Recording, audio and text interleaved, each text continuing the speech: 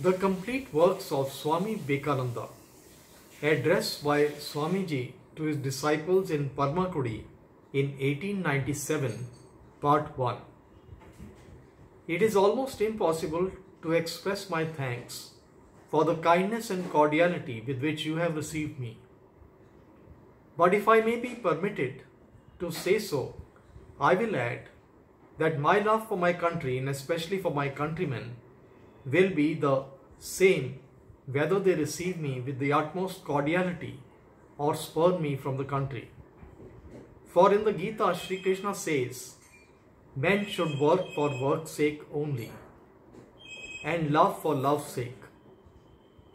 The work that has been done by me in the Western world has been very little. There is no one present here who could not have done 100 times more work in the West than has been done by me. And I am anxiously awaiting for the day when mighty minds will rise, gigantic spiritual minds, who will be ready to go forth from India into the ends of the world to teach spirituality and renunciation. Those ideas which have come from the forests of India and belong to the Indian soil alone. There come periods in history of the human race when, as it were, whole nations are seized with a sort of world weariness, when they find that all their plans are slipping between their fingers, that old institutions and systems are crumbling into dust, that their hopes are all blighted and everything seems to be out of joint. Two attempts have been made in the world to found social life. The one was upon religion and the other upon social necessity.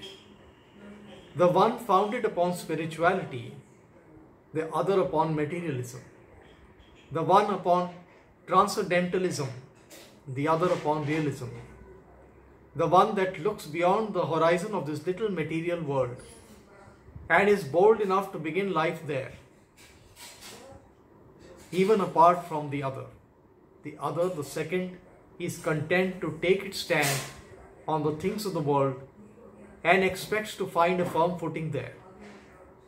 Curiously enough, it seems that at times the spiritual side prevails and then the material side, in wave-like motions following each other. In the same country, there will be different tides. At one time, the full flood of materialistic ideas prevails, and everything in this life, prosperity, the education which procures more pleasures, more food, will become glorious at first, and then will degrade and degenerate. Along with the prosperity will rise to white heat all the inborn jealousies and hatreds of the human race. Competition and merciless cruelty will be the watchword of the day. To quote a very commonplace and not very elegant English proverb, everyone for himself and the devil take the hindmost, will become the motto of the day. Then people think that the whole scheme of life is a failure and the world would be destroyed had not spirituality come to the rescue and lent a helping hand to the sinking world. Then the world gets new hope and finds a new basis for a new building, and another wave of spirituality comes, when in time again declines. As a rule, spirituality brings a class of men who lay exclusive claim to the special powers of the world. The immediate effect of this is a reaction towards materialism, which declines. As a rule, spirituality brings a class of men who lay exclusive claim to the spiritual powers of the world. The immediate effect of this reaction towards materialism, which opens the doors to scores of exclusive claims until the time comes when not only all the spiritual powers of the race, but all its material powers and privileges are centered in the hands of very few, and these few, standing on the necks of the masses of people, want to rule them. Then society has to help itself, and materialism comes to the rescue. If you look at India, our motherland, you will see that's the same thing is going on now. That you are here today to welcome one who went to Europe to preach Vedanta would have been impossible had not the materialism of Europe opened the way for it.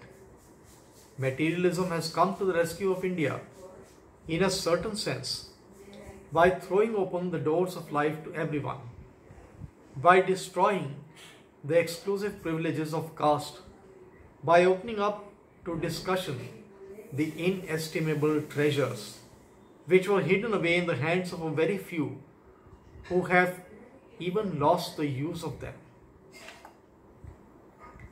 Half has been stolen and lost, and the other half, which remains, is in the hands of men who, like dogs in the manger, do not eat themselves and will not allow others to do so.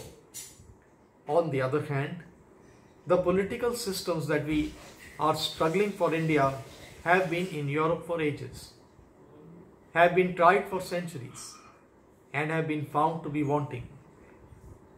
One after another, the institutions, systems, and everything connected with political government have been condemned as useless, and Europe is restless, does not know where to turn. The material tyranny is tremendous.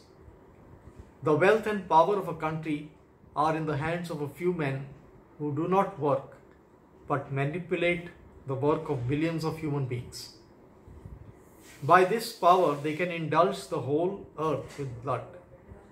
Religion and all things are under their feet. They rule and stand supreme.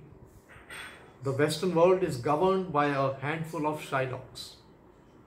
All those things that you hear about, constitutional government, freedom, liberty, and parliaments, are but jokes.